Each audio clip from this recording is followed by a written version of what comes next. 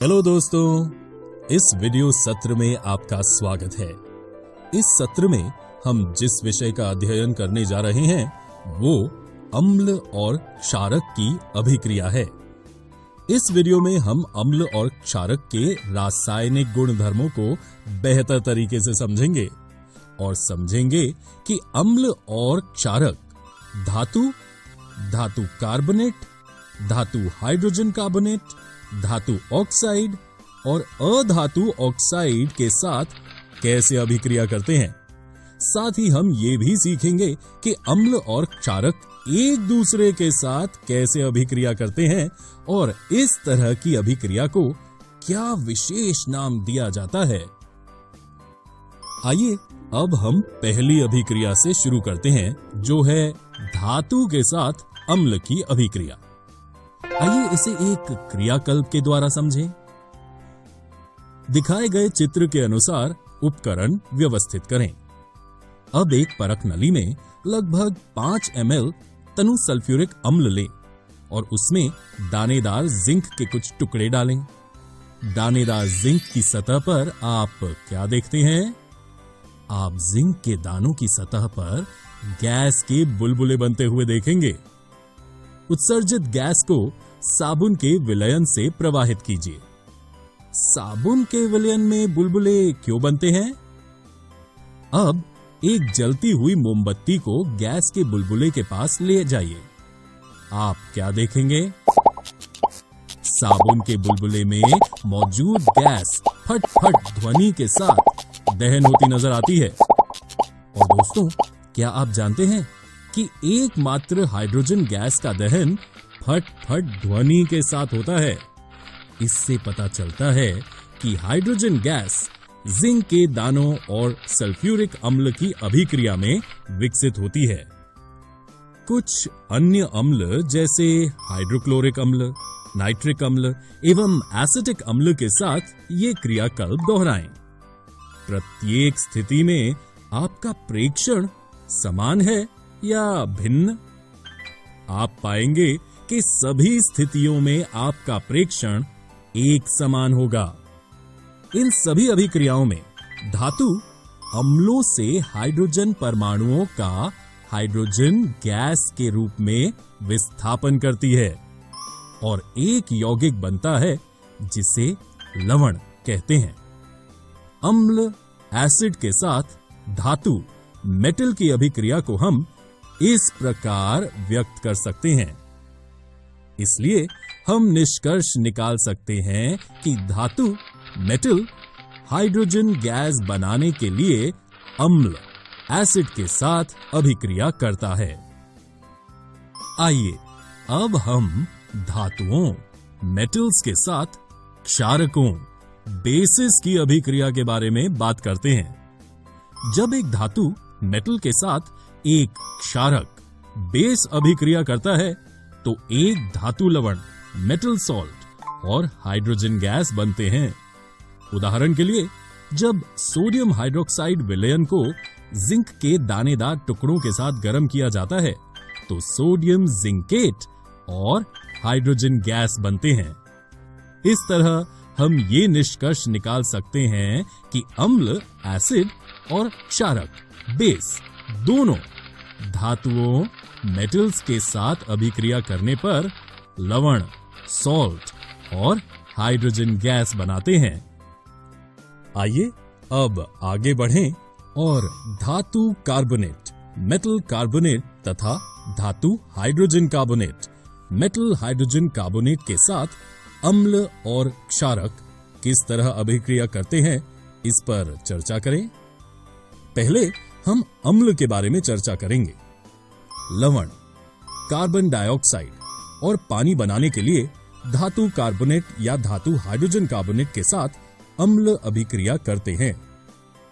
आइए इसे एक क्रियाकल्प द्वारा समझें। 2 परख नलियां लें और उन्हें A और B से नामांकित करें। परख नली A में लगभग 0.5 ग्राम सोडियम कार्बोनेट Na2CO3 लें एवं परख नली B में 0.5 gram sodium hydrogen carbonate NaHCO3 लें। दोनों परख नलियों में लगभग 2 ml तनु हाइड्रोक्लोरिक अम्ल मिलाइए। आप क्या देखते हैं? हम देखेंगे कि एक गैस का तेज प्रवाह उत्पन्न होता है। उत्पादित गैस को चूने के पानी कैल्शियम हाइड्रोक्साइड के विलयन से प्रवाहित कीजिए एवं अपने निरीक्षणों को अभिलिखित करें। आप देखेंगे कि चूने का पानी दूधिया हो जाता है, जिससे पता चलता है कि विकसित गैस कार्बन डाइऑक्साइड है। कुछ समय के लिए दूधिया चूने के पानी में कार्बन डाइऑक्साइड को प्रवाहित करते रहें। आप देखेंगे कि चूने का पानी फिर से साफ हो जाता है। इससे पता चलता है कि अत्यधिक मात्रा में कार्बन डाइऑक्साइड गैस प्रवाहित करने पर कैल्शियम कार्बोनेट का सफेद अवक्षेप जल में घुल जाता है। हम धातु कार्बोनेट की जगह धातु हाइड्रोजन कार्बोनेट यानी सोडियम हाइड्रोजन कार्बोनेट के साथ इस प्रयोग को दोहरा सकते हैं। एक बार फिर हमें कार्बन डाइऑक्साइड गैस मिलेगी जो चूने के पानी को दूधिया बना देगी और अत्यधिक मात्रा में कार्बन डाइऑक्साइड गैस को प्रवाहित करने पर दूधिया चूने का पानी एक बार फिर से साफ हो जाएगा। अब अगर हम क्षारकों की बात करें तो क्षारक धातु कार्बोनेट और धातु हाइड्रोजन कार्बोनेट के साथ अभिक्रिया नहीं करते हैं। आप सोच रहे होंगे कि ऐसा क्यों? ऐसा इसलिए होता है क्योंकि धातु कार्बोनेट और धातु हाइड्रोजन कार्बोनेट दोनों क्षारकीय बेसिक हैं। आइए अब अगले प्रकार की अभिक्रिया देखें, जो है क्षारक बेस के साथ अम्ल एसिड की अभिक्रिया। जब एक अम्ल एक क्षारक के साथ अभिक्रिया करता है तो लवण सॉल्ट और जल का निर्माण होता है। आइए इसके बारे में एक क्रियाकल्प द्वारा जानें। एक परख नली में लगभग 2 ml सोडियम हाइड्रोक्साइड का घोल लें और उसमें 2 बूंदे फिनोल्फ्थेलीन विलयन डालें। विलयन का रंग क्या है? इस विलयन का रंग गुलाबी है। अब इस विलयन में एक एक बूंद तनु हाइड्रोक्लोरिक अम्ल मिलाइए। क्या अभिक्रिया मिश्रण के रंग में कोई परिवर्तन आया? हम देखेंगे कि हाइड्रोक्लोरिक अम्ल की कुछ मात्रा मिलाने के बाद गुलाबी रंग गायब हो जाता है और विलयन बेरंग हो जाता है। लेकिन अम्ल मिलाने के बाद फिनोल्फ्थेलीन का रंग क्यों बदल गया? ऐसा इसलिए हुआ क्योंकि परख नली में अब तक लिए गए सोडियम हाइड्रोक्साइड क्षारक के प्रभाव को हाइड्रोक्लोरिक अम्ल ने समाप्त कर दिया है। फिनोल्फ्थेलीन का रंग गुलाबी से रंगीन हो जाता है क्योंकि परख नली में सोडियम हाइड्रोक्साइड का कोई भी क्षारक नहीं बचा है और अभिक्रिया मिश्रण तटस्थ हो गया है। अब इस मिश्रण में सोडियम हाइड्रोक्साइड NaOH की कुछ बूंदें मिलाएं। क्या फिनोल्फ्थेलीन का गुलाबी रंग फिर से प्रकट हो जाता है? आपको क्या लगता है कि ऐसा क्यों हुआ है?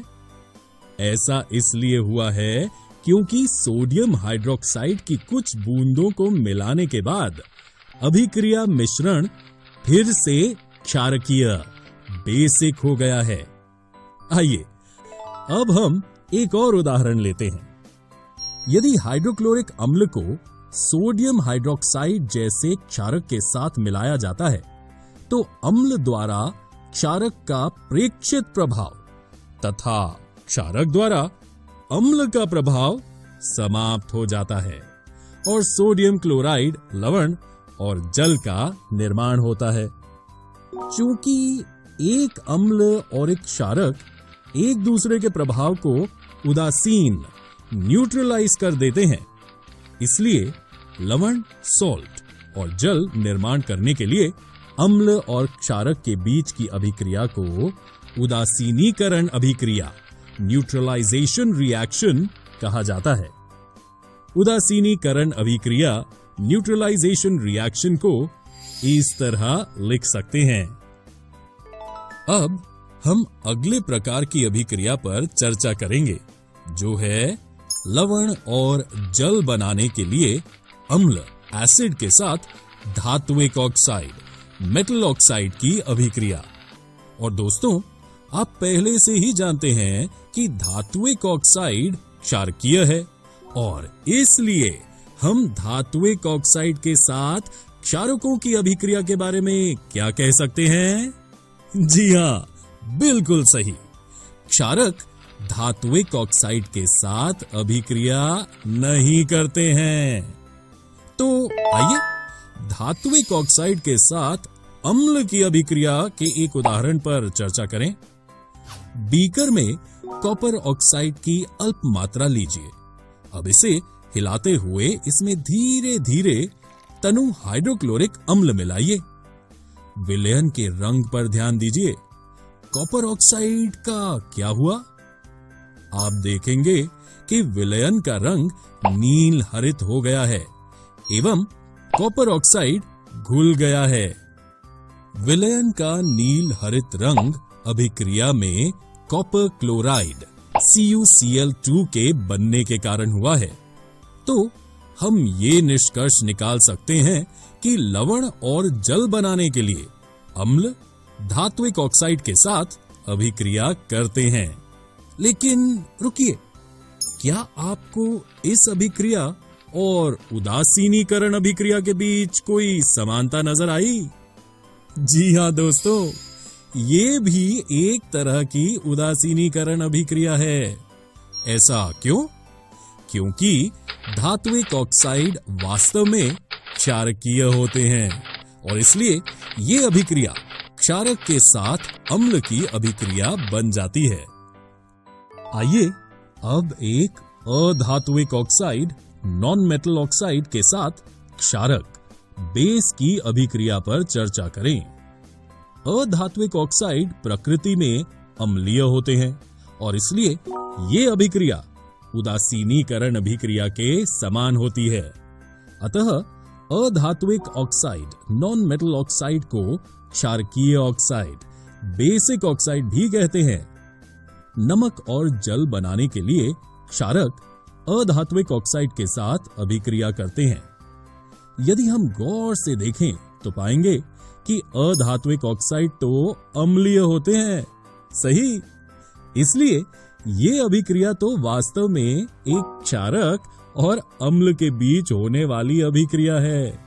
उदाहरणतः कैल्शियम हाइड्रोक्साइड जो एक क्षारक है, कार्बन डाइऑक्साइड जो एक अधात्विक ऑक्साइड है के साथ अभिक्रिया करके लवण एवं जल निर्माण करता है। दोस्तों, इस वीडियो में हमने अम्ल और क्षारक की अभिक्रियाओं reactions of acids and basis का अध्ययन किया। अगले वीडियो में हम अम्ल और क्षारक की समानताओं commonalities of acids and bases के बारे में जानेंगे।